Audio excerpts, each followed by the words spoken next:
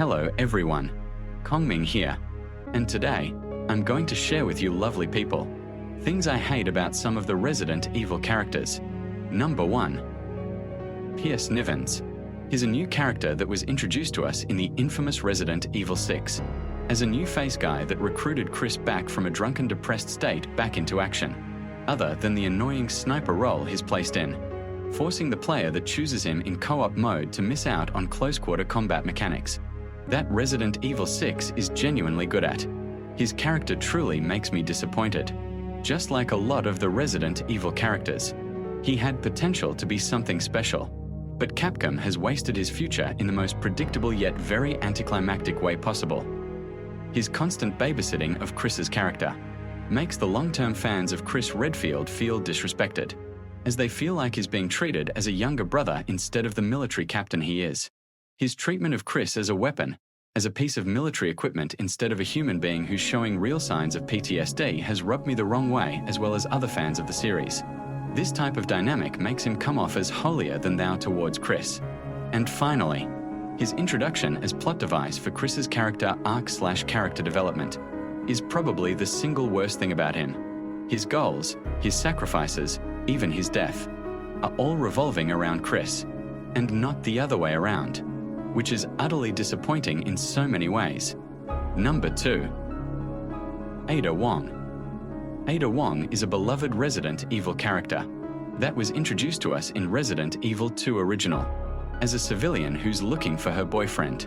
But in reality, she's a mercenary that had been sent by an unknown organization to retrieve a sample of the G-Virus. She's an individual who's shrouded in mystery. Not much is known about her yet, which makes her even more interesting to a lot of the fans, including myself. However, there's one thing about her that bothered me ever since I fell in love with her character, which is how her story is always attached to Leon, but not the other way around for the most part. Just like Pierce, her presence was to enhance Leon's character, add more drama and flavor to his narrative. She might have had her own goals in each game she's been in, but you can't deny that her story is something inseparable from Leon's, which sucks, since Ada is a phenomenal character, who's able to grip our attention ever since she's been introduced in Resident Evil 2, despite us fans not knowing much about her. Number 3. Jill Valentine. Jill Valentine is what comes to a Resident Evil fan's mind when asked to name the most iconic female character in the franchise. She's an OG that has been introduced to us in the first Resident Evil game. But despite how iconic she was, Capcom changed her character multiple times across all iterations of her so far, confusing new-gen fans who decided to play the older games, and upsetting OG fans who played the recent remake of the original Resident Evil 3 Nemesis. She went from a kind-hearted, considerate woman, who takes good care of her teammates, into a no-nonsense stoic super SOB who can't take shit from anyone. In my opinion, her character is the most misunderstood in the franchise, even by the creators of the game themselves. Number 4. Ethan Winters. Ethan Winters is a new character that's been introduced to us in Resident Evil 7, which is widely considered the game that revived the franchise from the dead. Despite the popularity of Resident Evil 7, Capcom decided to end his career in the sequel, Resident Evil 8, as he sacrificed himself to save his child Rose, who's also a playable character in a DLC by the name of Shadows of Rose. Unlike a lot of the Resident Evil cast, he's quite uncharismatic, bland, and straight up two-dimensional at times.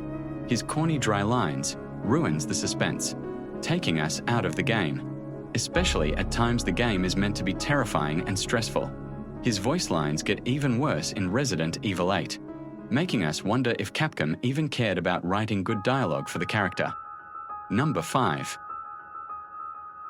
Chris Redfield. Just like Jill, Chris Redfield is an OG character that has been introduced to us in Resident Evil 1, who has been in more games than I could count. Despite that the fact has been in multiple Resident Evil games, he's not considered the face of the franchise by a lot of people. Instead, that title is given to Leon S. Kennedy. This man shouldn't be allowed to take the mantle of captain ever again. The fact that many people genuinely keep dying under his watch in every mission is truly baffling. Yet he kept getting assigned as captain for some reason. The way he handled Ethan's situation was utterly outrageous. He gunned down his wife, kidnapped his child, and kept the man in the dark for the majority of the game.